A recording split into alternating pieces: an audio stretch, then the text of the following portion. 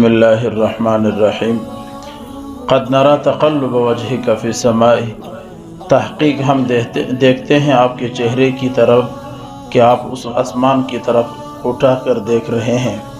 فَلَنُوَلِّيَنَّكَ قِبْلَةً تَرْضَاهَا، پس ان قریب ہم پھیر دیں گے آپ کے چہرے کو اس قبلے کی طرف جو آپ پسند کرتے ہیں۔ فَوَلِّ وَجْهَكَ شَطْرَ الْمَسْجِدِ الْحَرَامِ، پس پھیر دے آپ اپنا چہرہ مسجد حرام کی سمت۔ وَحَيْثُ مَا كُنْتُمْ، جہاں بھی ہو تم۔ فَوَلُّوا، پس تم وُجُوهَكُمْ شَطْرَهُ، پس تم بھی پھیر لو اپنے چہرے اسی مسجد حرام کی طرف۔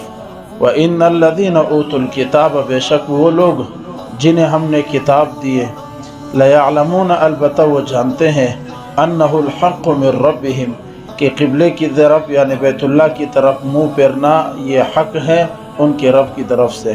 وَمَا اللَّهُ بِغَافِلٍ، اور اللہ غافل نہیں ہے، اما ان چیزوں سے، ان کاموں سے، یعملون جو وہ کرتے ہیں۔ یہ سورۃ البقرہ کا آیت نمبر 144 ہے۔ اس آیت مبارکہ کا خلاصہ 3-4 باتیں ہیں۔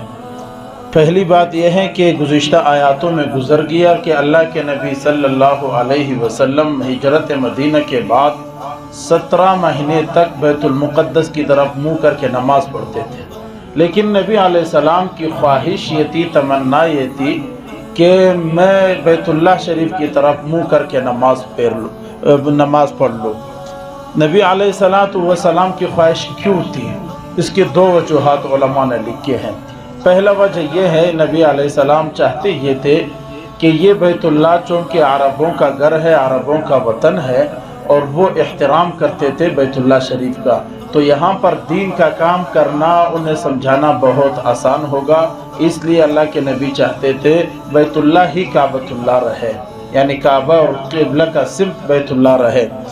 دوسرا وجہ یہ ہے کہ نبی علیہ السلام چونکہ یہودیت اور نصرانیت سے اعراض کرنے والے تھے، بیت المقدس ایک دور میں یہودیوں اور نصرانیوں کا کعبہ رہا ہے، بیت اللہ سمت قبلہ رہا ہے، تو اس لیے اللہ کے نبی صلی اللہ علیہ وسلم چاہتے تھے کہ ہمارا سمت الگ ہو، جو یہود و نصارہ کا ہو وہ ہمارا نہ ہو، بلکہ ہمارا وہ ہو جو حضرت ابراہیم علیہ السلام نے تعمیر کی تھی۔ اس لیے اللہ کے نبی صلی اللہ علیہ وسلم چاہتے تھے کہ اس کے لیے اللہ کے نبی صلی اللہ علیہ وسلم بار بار آسمان کی طرف دیکھا کرتے تھے، سر اٹھا کر اللہ کا انتظار کرتے تھے کہ کب حکم آ جائے۔ آج کی آیت میں یہی بات ارشاد ہے کہ اللہ رب العزت نے نبی سے فرمایا، ہم دیکھ رہے ہیں کہ آپ آسمان کی طرف سر اٹھا کر دیکھ رہے ہیں، اللہ کے حکم کا انتظار کر رہے ہیں۔ دوسری بات اس آیت کے خلاصے میں یہ ہے، جب تک یہ کعبہ رہے گا تو انسان رہیں گے، یہ دنیا رہے گی۔ قیام للناس، یہ لوگوں کے قیام کے لیے ایک بہترین ذریعہ اور سبب ہے۔ جب کعبۃ اللہ اور قبلہ نہیں رہے گا تو انسان بھی نہیں رہے گا اور یہ دنیا بھی نہیں رہے گی۔ تیسری بات کہ کعبۃ اللہ کے لیے یہاں پر کہا گیا شطر المسجد الحرام، کعبۃ اللہ کی سمت میں، عین کعبۃ اللہ کی طرف نہیں ہے، جیسے بعض لوگوں نے اس کو کہا ہے کہ عین کعبۃ اللہ کی طرف منہ کر لے، عین کعبۃ اللہ نہیں، یہاں ہے شطر المسجد الحرام، مسجد حرام کے جانب جو ہے آپ اپنا منہ کر لے، اور جہاں پر بھی ہو تم، نبی علیہ السلام کو یہ حکم ہوا۔ اب اسی وجہ سے اب پوری دنیا کے اندر جب لوگ نماز سمت بیت اللہ کی طرف پڑھتے ہیں، اس میں اگر عین کعبہ نہیں ہے لیکن مسجد حرام ضرور سمت میں ہوتی ہے۔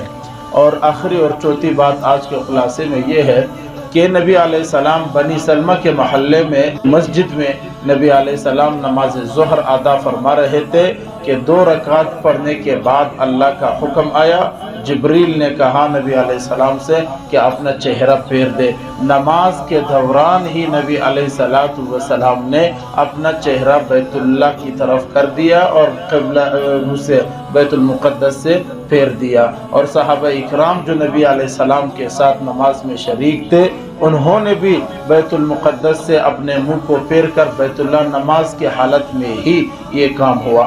آج بھی وہ مسجد موجود ہے، حاجیوں نے دیکھا ہوگا، مسجد قبلتین اس کو کہا جاتا ہے، اس کی دو قبلے ہیں، دو سمت کی نماز جو پڑھی گئی ہے، وہ آج بھی وہ مسجد موجود ہے۔ اس آیت کے ہدایت میں ہمیں 3 باتیں اللہ رب العزت نے بتلائے ہیں۔ پہلا بات یہ ہے، نبی علیہ السلام پریشانی کی حالت میں آسمان کو دیکھ رہے تھے، اللہ نے پریشانی حل کر دی۔ تو اسی طرح مسلمان بھی اگر آج پریشانی کی حالت میں اللہ کی طرف دیکھتا ہے، آسمان کی طرف دیکھتا ہے، تو اللہ اس کی پریشانی حل فرما دیتے ہیں۔ دوسرا یہ ہے کہ سمت کعبہ کے بغیر، سمت قبلہ کے بغیر نماز جائز نہیں ہے۔ نماز اسی وقت حالت میں جائز ہے کہ آپ قبلہ رخ ہوں گے، اگر آپ قبلہ رخ نہیں ہیں تو آپ کی نماز بھی نہیں ہوگی۔ اور تیسرا اور آخری سبق ہمیں یہ مل رہا ہے، احترام قبلہ بہت ضروری ہے، اس کا لحاظ رکھا جائے۔ احترام قبلہ انتہائی ضروری ہے۔ جس سمت کھڑے ہو کر رب کی عبادت کرتے ہیں، اس سمت کی طرف نہ پیشاب کرتے ہیں، نہ پاؤں پھیلاتے ہیں اور نہ تھوکتے ہیں، اس سمت کا پھر لحاظ رکھا جائے۔ تو یہ احترام کعبہ کا سبق بھی ہمیں اسی آیت سے ملا ہے۔